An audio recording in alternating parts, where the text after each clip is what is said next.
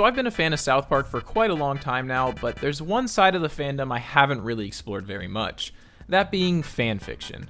Fanfiction tends to be a little weird, and with South Park, this is very obvious. So I thought it would be fun to dive headfirst into the world of South Park fanfictions by reading them myself.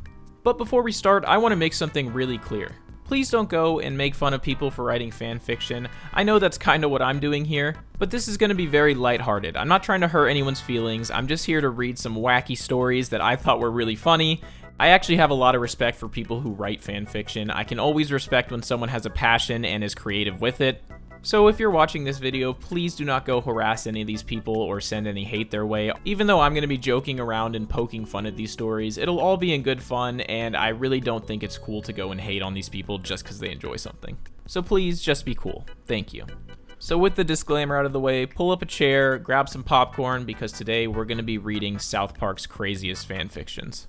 But you know what's really comforting? The fact that we have a wonderful professor to teach us all about today's sponsor, Raid Shadow Legends. So allow me to hand it over to Professor Death Knight to teach us all about Live Arena PvP. Professor Death Knight here with a lesson about Live Arena, the new PvP mode where you can fight against other players in real time. Sounds terrifying? Well, so's going to the dentist. You should still do it. Live Arena has a draft feature where you can pick and ban champions to fight for you. Teamwork.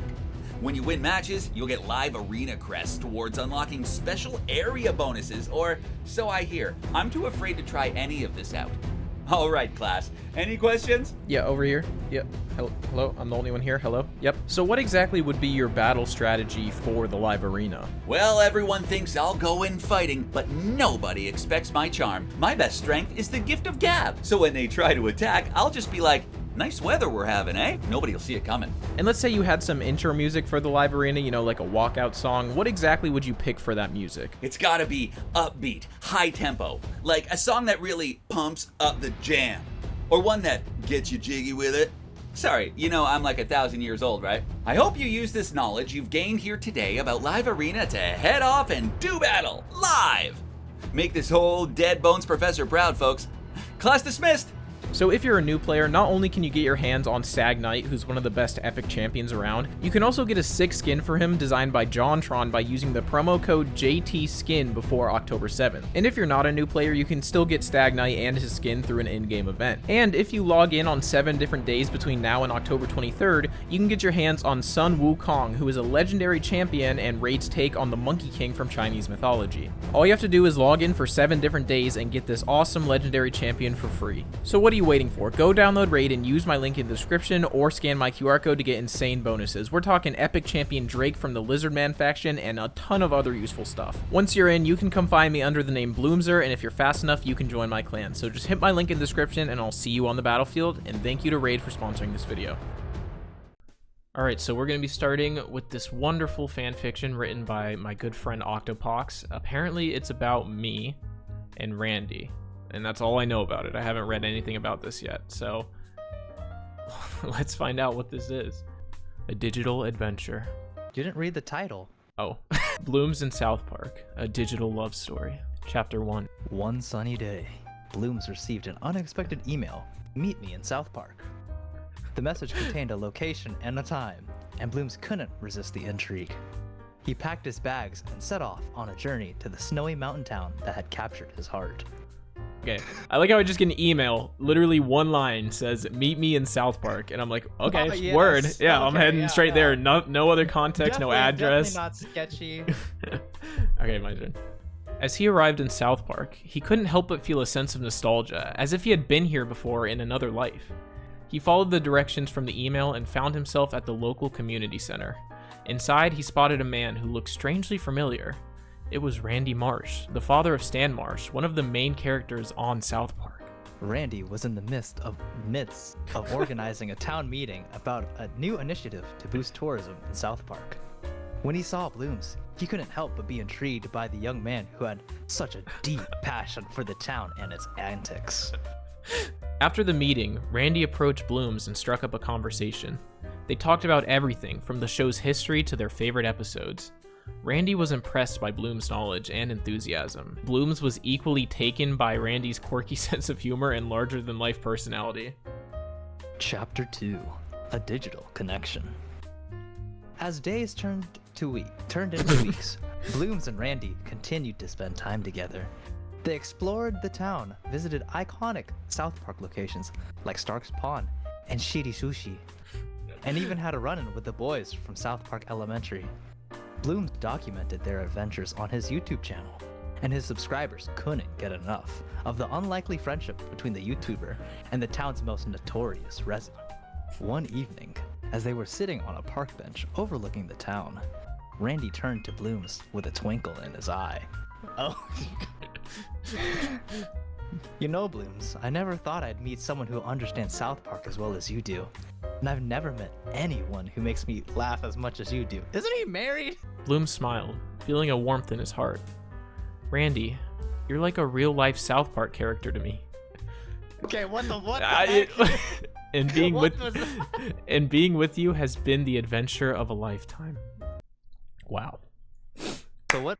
I'm confused That was about incredible. the whole digital love story thing. Like, is this not technically I don't in know. this reality real life? So or- is this? Am I like that one girl on Twitter that just has like the crazy room full of Randy stuff? Okay, next. Bloom's POV. It was the first day of junior year, 11th grade for anyone who's not American, and I woke up happy. My longtime crush, Stan Marsh, and his friends welcomed me into their friend group over the summer when I ended up moving next door to him. I've lived in South Park my whole life, but more people started to notice me and became my friend when high school started. I don't know why, but that's just how it's been. I got up and brushed my teeth and hair and did my morning routine before Stan called me to see if I wanted to walk with him. Hey Blooms, can I pick you up soon? We're gonna be late if you don't hurry. Stan explained. He's always rushing me. That's the only thing I dislike about him. Yeah, I'm heading outside now. Bye. Stan is always making fun of how I talk to my girlfriends, but it kind of seems like more... Wait, what? No. It's just joking. He doesn't like me. OMG Stan, why are you like this? Before he could respond, I hung up. I walked outside and I was locking my door before Stan scared the shit out of me as he hugged me from behind. Ah! Oh, Stan, it's you. Don't do that. You scared the fuck out of me. I yelled. Oh, I scared the fuck out of you. I didn't know you even had any in you. Fuck off, dude. That wasn't even funny, I said as I started walking. Time skip to lunch. Stan's POV. So now this is your POV. We sat down. I couldn't help but notice Blooms looks a little different. She gotten way more attractive over the summer. This might sound creepy, but I've liked her for years, and I've been too to say anything to her. Over the summer, her family moved into the house next door, and I took this as an opportunity to start hanging out with her. Hey, hippie, stop staring at Blooms, would you? Shut up! Oh. Shut up, Tubby! Is all I said before Blooms interrupted me. Let him stare. I must be good to look at. She joked with a lot of confidence. That wasn't like her. Something definitely happened over the summer. Blooms, what happened over the summer to make you more confident? This isn't like you at all. I teased. It wasn't that funny, but I was genuinely curious. Genuinely curious. Well, I got a boyfriend? That might be it. She smirked. I was hoping she was kidding. Oh, who? Clyde. Why him? He's so basic. You know, Clyde is just trying to get over Bebe. Seriously, I don't think he's good for you. I responded, trying to sound cool, or whatever. What's wrong, hippie? Got your balls in a bunch cause your crush is with someone else? Cartman snorted. What? No, I'm just looking out for her is all. I yelled back. I felt my face turn red.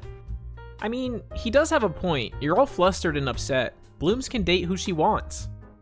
Kyle chimed in. Guys, stop. Stan, thanks for trying to look out for me or whatever, but it's fine.